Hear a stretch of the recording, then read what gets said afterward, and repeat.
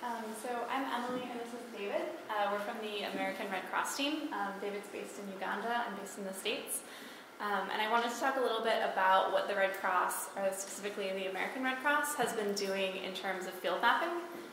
Through the Missing Maps project, I think a lot of people are aware of all the remote efforts that we've been working with our partners, MSF, HOT, BRC, and others. But I think there's kind of a component that people might not be as aware of. So we'll talk a little bit about a big project that we took on this year, the community aspect as well as the tools we've been using. And then David, who's been based in the field leading this, is going to talk through how we kind of tackled this. So for anybody who might not be familiar with the Missing Maps project, this is a collaboration that started in 2014 between the British Red Cross, MSF UK, and HOT, as well as American Red Cross. And we wanted to focus on preemptively mapping vulnerable areas before a disaster hits so that we would be more ready to respond if something were to happen, as well as tying that into the development projects that our organizations are already involved with. And our goal was to put 20 million people on the map by 2017. We do this in 3 steps. We coordinate remote mapping through mapathons and other events. We then work with our field teams and we train community volunteers to add local details like where water points or schools or other important local features are, as well as ground truthing that remote data. And then finally, we work to integrate the results into our programming so that we're better able to assist people and we're more prepared for disasters. In the last year and a half, remotely, we've had 300 mapathons all around the world. This is all the Missing Maps members combined. We've trained 12,000 people, and we've mapped a little over 20 million. So we've already met that goal, and we're kind of scaling up.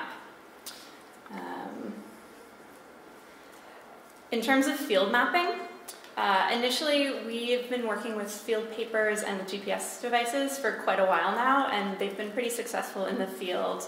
A little over a year ago, we started working with some developers at Spatial Dev to create OpenMapKit.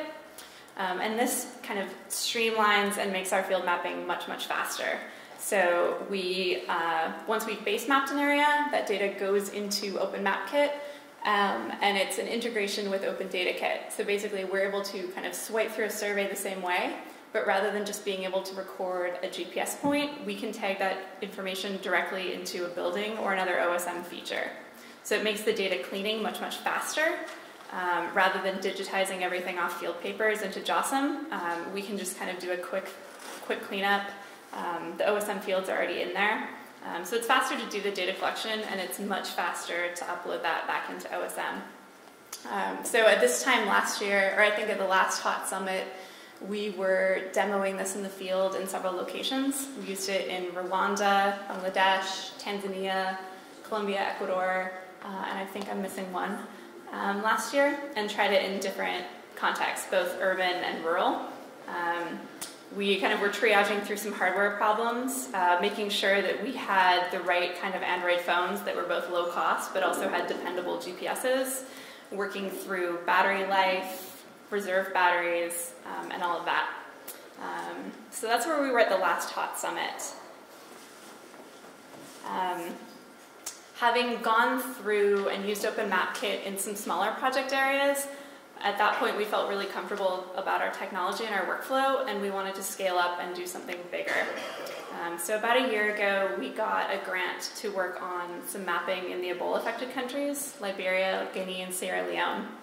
We were interested in this region because before the Ebola outbreak in 2014, the base maps for this area in OSM were quite poor. There was a HOT activation that made them much, much better, but we noticed that the border areas especially weren't very well mapped. There's a lot of cloud cover that makes it difficult, but also a lot of these areas are kind of hamlets of 10 to 50 buildings, and it's easy to kind of neglect that. As well, the village names, which you can't tell remotely, were pretty poor. Even after all the attention that Ebola got, what we found is that the best or the only source of village names was usually a US military import dated from the 1950s, and that was our best available information.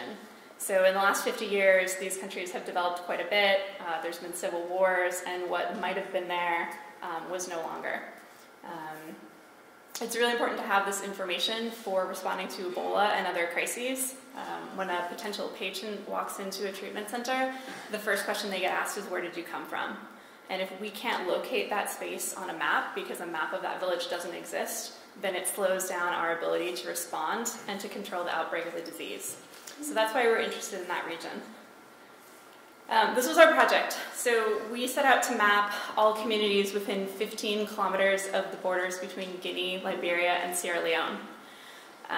This includes what we thought initially was going to be between 3,000 and 5,000 communities. Actually turned out to be 6,008. It's an area about the size of Switzerland. We had 4 months to do this, a rainy season to contend with, and we used about 120 volunteers on motorbikes to do this. This wasn't a project that we were able to do or would have been able to do on our own by any means. The HAWK community was really, really supportive, both in terms of actually tracing the tasks, but also in direct involvement. So our friends at MSF actually helped to do our trainings for team leaders and volunteers in Sierra Leone. Ivan Gayton headed out to Guinea and helped us out there. So we had a lot of support from partners in the field. As well, we were coordinating with other organizations, like the CDC in the US was a big one for us. We also went out to the field and met with different aid organizations to say, we are physically going to enter every village in this area. While we're there, what would be your wish list for data? So we can't meet every need of every organization, but we were able to do things like informal border crossings, markets, churches, or other things that might draw people across the border. That was really appealing to a number of institutions, and so we incorporated it into our mapping methodology. What we basically did was have the volunteers on the motorbikes visit every single community, sit down with a village leader, and ask them some questions about vulnerability. Where do you get your water? What are the houses built of? Ebola cases, things like that that we developed in order to kind of suss out subtle changes in vulnerability in the region, so that we could determine for ourselves where priority areas might be and for what sectors, and that information would be available to outside organizations as well. We also just wanted to get the actual name of these places, which at that point didn't exist. So we did that. What else? So working with these communities, this was a really difficult area to work. This is one of the better roads, if you can see it. There's a lot of political difficulties in the area. There's a rainy season for half the year that makes the border areas all but impassable, even to four-wheel drive vehicles. Coordinating with volunteers across countries in multiple languages was really difficult. Dealing with bureaucracy and other kind of logistics was really hard. But also we were concerned about our ability to work in an area that had very, very little connectivity. Our volunteers were often out in the field for weeks on end without a cell phone signal. So this was a real test for our workflow and our equipment. What we found in the past is that OpenMapKit works very, very well, but when there's a problem, it's difficult to triage. This is a photo we took in Rwanda where about a year ago we went out to do a 2-week mapping project. We thought we had everything ready, but then there were some tech problems at the last minute. We didn't have power or internet, and we ended up having to stay up through the night taping field papers together by headlamp. And that was not an experience that I really wanted to repeat. So we were concerned that in West Africa, if we couldn't get to a volunteer or connect with them, we wouldn't be able to triage problems. If we went and met them in the field, but we didn't have power, how are we going to change an open data kit form or an open map kit survey? So what we came up with was Portable OpenStreetMap, or POSSUM. There's going to be another session during State of the Map where Steph and I will be going through this in more detail. But basically, this is, where is it? Here it is. So this is about a $300 piece of hardware. It's an Intel NUC. And built onto this is free and open software that basically allows us to do our full stack of tools without an internet connection and without necessarily power. We actually run these off of our vehicles. This broadcasts a captive portal Wi-Fi network, so we can connect phones and computers to it, and it does our full stack. We're building out open drone map support into it right now, so when we're fully finished, we would be able to fly a UAV, process that imagery, use it for editing OpenStreetMap, host a mapathon of, depending on the network card, up to 100 people, make those edits, create open data kit and open map kit forms, create field papers atlases, and basically do all of this offline for weeks and weeks on end. So this means that we aren't so dependent on electricity or internet, and we're able to kind of modify things on the fly in the field. This has been a real game changer for us. West Africa is the first place that we've used it. We've been thrilled with it. David can tell you more about his field experience using it. But this is available for other people to build off of, develop, use for different instances in different environments. So I will turn it over, and David can talk about what this actually looked like long term. Thanks, Emily. So we scaled up the field mapping, whereby we, first of all, all of us have participated in mapathons in different places, but we wanted to go and see what it is in this project in the field. And what we ended up doing is setting up a mapping hub. This is in Gekedu in Guinea. And it is serving main purposes, one of which is a coordination center for our mapping activities. And like you saw, we are doing it we are doing our mapping in 3 countries, so we needed really physical presence in the region. And the mapping hub has been of help. We have a GIS team that is based at the hub, a small team of 4 people that is leading the volunteers that have been doing the mapping. And like it is in many parts of Africa, the skills transfer is still a required component in the African continent. And so we've been using the hub as a skills transfer center where we bring in people to give them ICT skills. And of course, the data that we've been collecting, we've been also processing it at the hub. So it is a very important component of the field mapping that we are doing.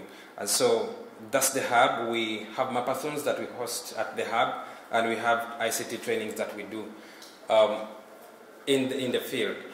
So we've been using a number of tools, that some of which have already been talked about by Emily. And these included one of the most important one as well, which we probably have not included here, which is OSM. And when you look at the imagery that we have in West Africa, a lot of cloud cover, and some of it is really not clear. So we really wanted to know where the roads are, and we had an opportunity of having volunteers go across the 15 kilometers radius, and so we had to make use of all the tools that we had access to. One of them was OSM that gave us tracks of wherever the volunteers went, and that has been a very important component for us to properly map and know where the roads are. And so, like I've mentioned as well, we've been using the hub as an ICT skills capacity building center, which is very, very important. And all of this, we are doing it free of charge. So we have community members, we have people coming to the hub, they use the laptops, and we have the skills, so we give them the skills. And in the long run, these are the people that can turn out to be mappers and participating in the OSM communities. So there are many local organizations that do not have some of the tools that we have, such as laptops and mobile phones to use for some of the work they do. So at the hub, we have all these coming, and we are able to give them the skills, and stretching beyond the mapping that we really want to have for the region, we have been able also to leave skills with the local organization and with the local population, which I think is a great component if we are looking at achieving the SDGs by 2030. And then there is a great need of data, of the maps. This is one of the maps that we found at one of the Red Cross branches in Guinea. It's a good map, but with the data we've collected, we've been able to give them better maps. And this has been so helpful for us to see that we give back to the community. Because when you collect data about people, it's important that they get to see the usability of this data. They don't want to think that you're collecting data to go use it for your own purposes. But when we make maps, like, of course it's not what we made, but we made maps from the data, and we gave them back to them. So we have maps in communities, in schools, in health facilities, in administrative offices, and this is helping. It is helping them to see there is a bit of GIS and mapping and all the humanitarian work that we are doing. Okay, so even because we're not going to be in the region forever doing this mapping project, but we'll have to end. But we don't want the work that we've started to end at that. So we have been working to build a community of mappers in Guinea, Sierra Leone, and Liberia. And we've launched these OSM communities. They didn't exist, so we've been working hard to have universities, to have local organizations, to have individuals come be part of the OSM community. So we have already launched this in Guinea. The OSM community is already there, so we will look to be continuing supporting, giving them support technically and whatever we can. Same with Sierra Leone, which is, I think, ending today. So our team is there. The mapathons are ending today in Sierra Leone that work with the creation of the OSM community. And then early next month, we are in Liberia, Monrovia. We're going to be still launching the OSM community, which we are so optimistic will do the mapping that we want to do. So if any of you have projects that are coming up, you have communities to look up to in this region to, do the work. They've already had some good experience working with us in the field and collecting data. So I think we've set a good community for you to go and work with and continue the mapping. And so, briefly like that, the West Africa Mapping Project has, we strongly think it has done a lot of impact in the region. And like the Tanzania team has been talking about involving universities, it's a great component, and we are glad to hear that Mexico, they want to do the same. If we can scale this all over the globe and have universities, we have many people get into the mapping, that would be wonderful. Yeah, so let's have some questions. Okay.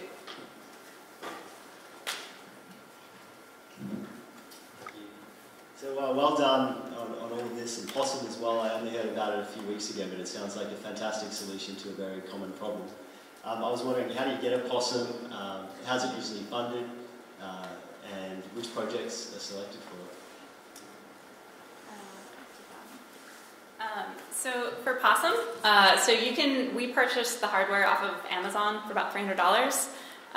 The software for that is all up on our GitHub. So you can find that there. The install process, I think Seth, you've been working on making that a little bit more streamlined, but it's pretty quick and easy to set up. If I'm right, the process is still, you basically purchase this, you plug it into a monitor and a keyboard, you go through a couple steps, and it configures it all the first time. After that, we use the hot export tool to kind of select the area that we want to download. We load everything onto this, and then it's good to go. So this is something that if you're interested in, find one of us. We are happy to talk about it. Seth in the back, if you just want to wave, was the developer who would be happy to talk to you about it as well. I know in Seattle, he basically said if you send brownies, he would configure one for you and send it back to you. I don't know if that stands with European postage. Waffles? Okay. So if you want to take the easy way out and you're good at baking, that'll do.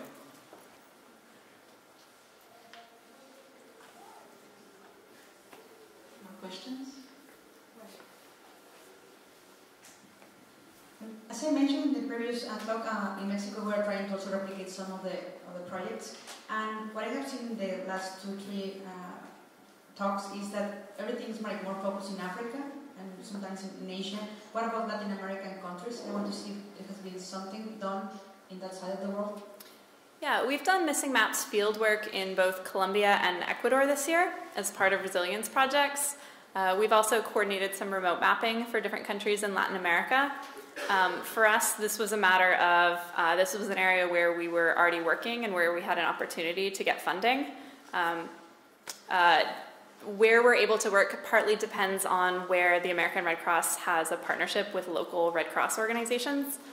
We don't as an outside organization. All Red Crosses are independent, so we would never kind of go in there and start working on our own.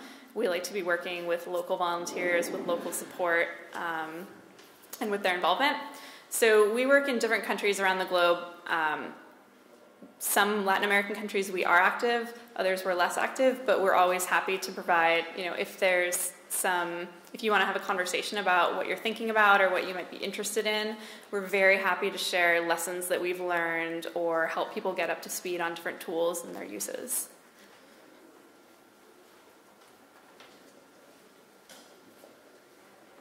Yeah, my question is kind of related to that. So, Possum looks really awesome, and rhymes. So, what are the operating procedures around it? That's what I'm interested in. So, when you take it out in the field, you have at the moment on the GitHub guide, is there a guide to actually step through the process of getting the data back onto OpenStreetMap and completing the loop, so to speak? Mm-hmm. For operating procedures, where can I get a sticker?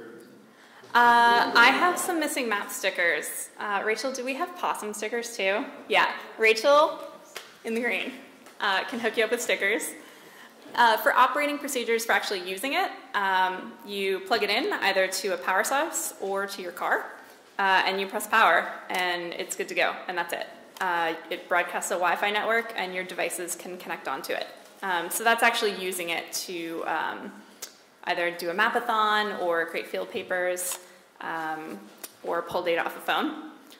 When you pull up your internet browser, you basically get kind of a dashboard of field papers, OSM, etc. There's an admin console as well. So that's it in terms of use. I think I've said this before, we kind of treat this, they're pretty hardy. We treat them like better than an Nalgene, worse than a MacBook. So somewhere in between. For closing the loop and getting that data back, our analysts have just been developing kind of a whole workflow to walk through the analysts in Guinea, how to kind of clean that data and pull it back in. So I think we've got documentation for that I can, if you send me an email, I can get to you. Because this project was so rapid fire, we had kind of a year to develop technology, figure out how we're going to map 6,000 places, then go do it. We're just at the stage now where we've been able to kind of take a breath and think about how to document this and make it available for other people. So that should be coming soon. We've got documentation for OpenMapKit, but not yet for Possum. That's available. So there's some stuff on GitHub, but we're also happy to informally pass it along. Does that answer? Yeah, happy to help. Okay, awesome.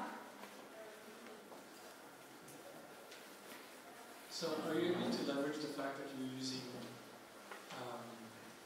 Intel technology to get corporate support for your activities? I think corporations are interested in open data and interested in participatory mapping. And so I think that is one avenue that a variety of different organizations have looked at. And I think the fact that we work with open source tools and technology makes it a little bit more appealing.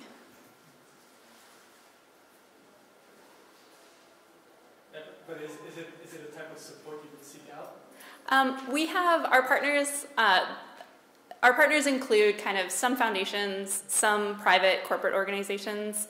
It's kind of a variety. Some of them don't wish to be named, so we don't kind of disclose all of our funding sources, if that makes sense. But that's one of kind of several avenues.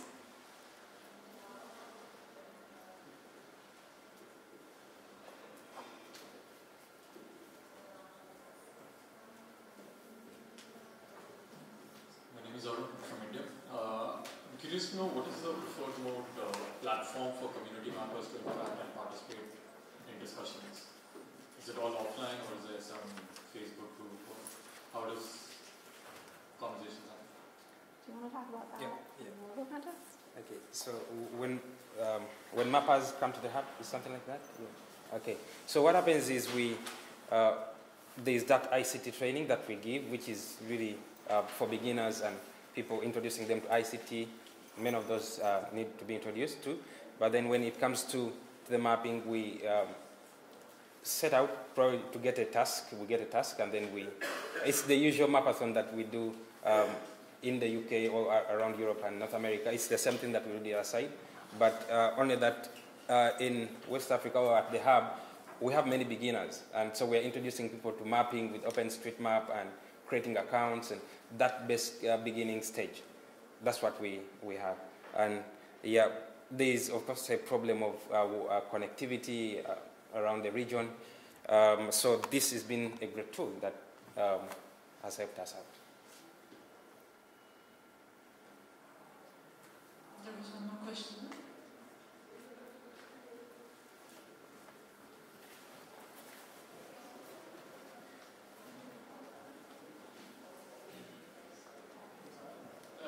Yeah, I would have a question concerning the second step, kind of, because I mean, elaborating a map and integrating people is probably the first step, but the overall objective would be to enhance risk management and how do you say minimize vulnerability and stuff. And how do you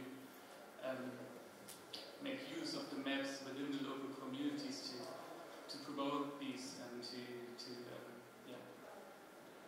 what is the effective contribution of a map to risk management? So for contribution of maps for risk management, we use them in kind of several different ways depending on the context. So for us as the Red Cross, we often do resilience projects where we're working to do disaster preparedness ahead of time. So we're helping people identify hazards and think about ways where we as the Red Cross can maybe help them to kind of mitigate those, whether it be landslides and things like that. MSF has a fantastic case study where they're using these maps to plan vaccinations, figuring out what is the estimated population, how many vaccines do you need, how can you keep them cold during transport. We're starting to look at that for our measles program as well, looking at, right now we do paper-based data collection door to door of who's been vaccinated. And then all of that has to get collected. So now we're moving over to mobile data collection so we can do it more quickly, but also while we're going door to door, we can also quickly map the area because we've got people there anyway. And having those maps makes it a lot easier to visualize where we need to focus vaccination efforts. So that's another use case. For West Africa, yeah, Pete? I actually have so Ebola specific. When Ebola had a latency period of 21 days, so when people presented with the disease, you had to track their movements for the past 21 days. So this was finding out where they'd been, everyone they'd met. So people in the clinic being treated were giving people names of villages where they'd been, and no one knew where they were. So this would have been true of a lot of these border villages. So next time this happens, the idea is that contact tracing, which is vital to stop the spread, is possible. So it's kind of a future use case.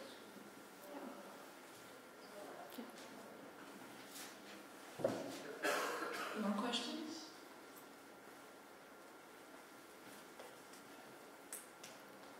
I can say it like this. You said that you had this success in this tool you made when there is no power available.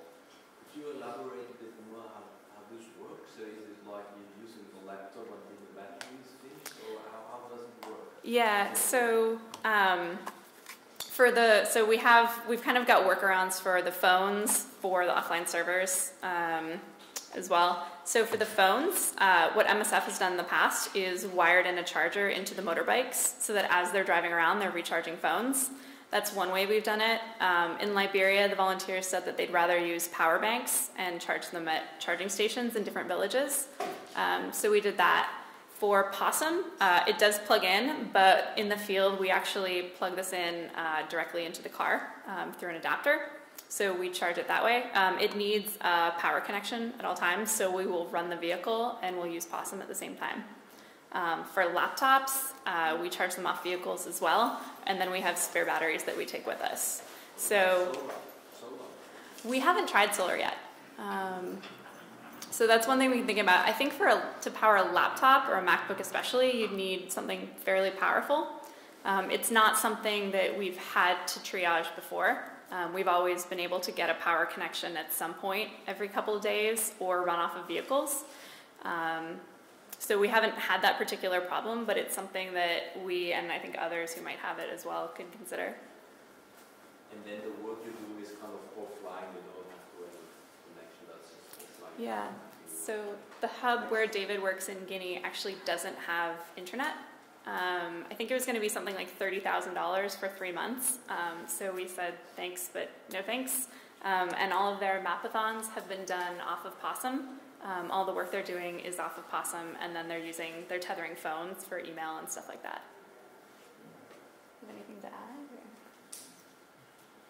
But of course, at the hub we have a generator, so it's not entirely out of power. So we have a generator to run the laptops sometimes and charge phones and all of that.